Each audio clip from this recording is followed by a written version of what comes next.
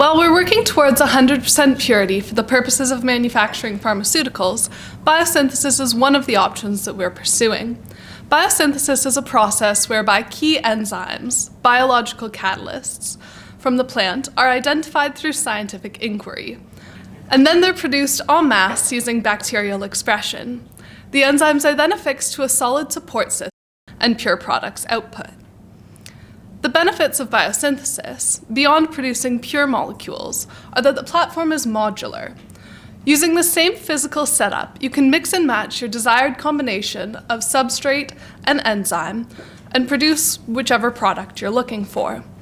It's easily scalable by increasing the size of the columns and the amount of enzyme used, and only minimal cleanup steps are required for the final products. Lastly, it's reusable. The enzymes can be used consistently for some length of time. That exact amount of time depends on the specific enzyme. As of today, we've been able to produce chrysorial with 100% conversion, and therefore purity, at a fraction of the cost at which it's available from scientific suppliers. You can see in this diagram the trace of our biosynthesis product, with the large peak over here indicating chrysorial, and most importantly, no peak down here, which lines up with the precursor molecule. This shows 100% purity of the final product. Moving forward, we would like to scale up both in the amount and the variety of products produced. We're working towards generating a library of flavonoid candidate molecules for activity screening, all of which we've already sourced cost-effective substrates for. We're currently testing enzymes for the production of this library with 26 theoretical products, illustrated here with the backbone structures drawn and the places where the molecules can be further decorated, designated by R groups.